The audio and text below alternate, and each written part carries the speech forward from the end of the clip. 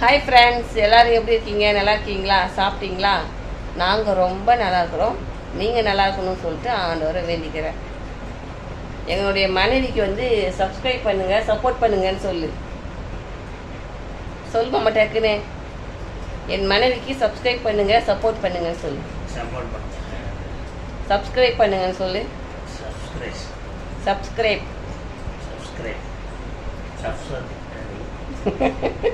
Subscribe பண்ணுங்க, support பண்ணுங்க.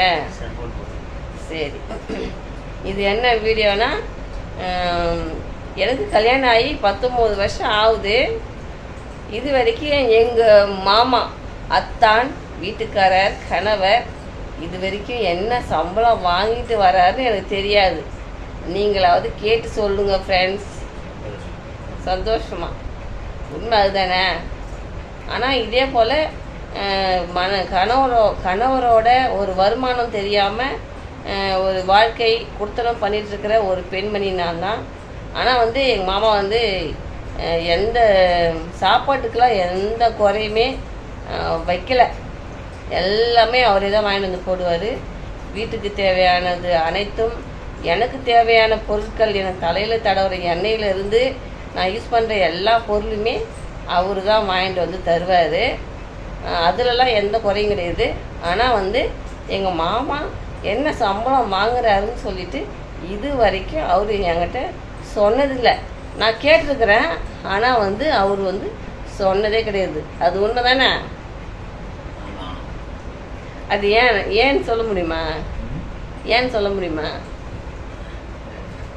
ஏன் என்கிட்ட உன்னுடைய வருமானத்தை சொல்லவே மாட்டேற? குறைவா இருந்தாலும் சரி, அதிகமாக இருந்தாலும் சரி, வீட்டு நிர்வாகத்தை கவனிக்க போகிறது நான் தான். அதெல்லாம் பார்த்து சரி, எதனா வாங்கினா கடை வாங்கினாலும் சரி, திருப்பி ஊருக்கு போகிறதும் நான் தான். அதுக்காக ஓவராலாம் போய் கடை வாங்க போகிறது கிடையாது. ஒரு திட்டமாக ஒரு லிமிட்டோட அந்த வருமானத்துக்கு இருக்குது கடை வாங்க வேண்டியது தான், திருப்பி கொடுக்க வேண்டியது தான். இந்த கண்ட்ரோலோட இருந்துக்க வேண்டியது தான்.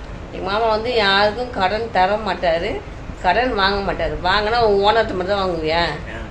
உள்ள யாருக்குமே வாங்க மாட்டார், ஓனர்கிட்ட மட்டும்தான் வாங்குவார். அதான் நான் கேள்விப்பட்டிருக்கேன். அவர் அங்கே மட்டும் தான் வாங்குவார் சொல்லிட்டு. இதே போல் ஒரு கணவரோட வருமானம் தெரியாத பெண்மணிகள்லாம் இருக்கீங்களா அப்படின்னு சொல்லிட்டு மறக்காமல் கமெண்ட்ஸ் பண்ணுங்கள். ஆனால் வீட்டுக்கு தேவையானது எல்லாமே அவர் வாங்கிட்டு போடுவார். அதில் எந்த குறையும் கிடையாது. இருந்தாலும் நான் தான் கட்டணும், நீ ஏன் கட்ட போகிற அப்படின்னா, நானும் இப்போ சம்பாதிக்கிறேன்ல. இப்போ இவரோட வருமானம் என்னன்னு தெரிஞ்சாதான் நான் அதுக்கு தகுந்த மாதிரி என்னுடைய செலவுகளை குறைக்கவோ கூட்டவோ என்னால் முடியும்.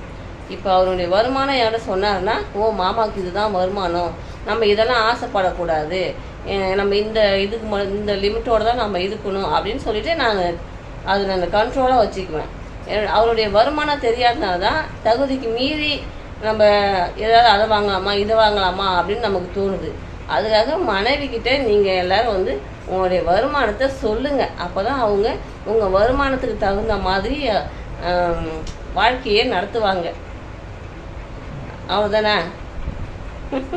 அவ்வளோதான் ஃப்ரெண்ட்ஸ், இந்த வீடியோ. மீண்டும் அடுத்த வீடியோவில் சந்திக்கலாம். எங்கள் மாமாவுடைய வருமானத்தை என்னன்னு சொல்லிட்டு கொஞ்சம் கேட்டு சொல்லுங்க. சொல்லுங்கம்மா அவனுடைய வருமானத்தை.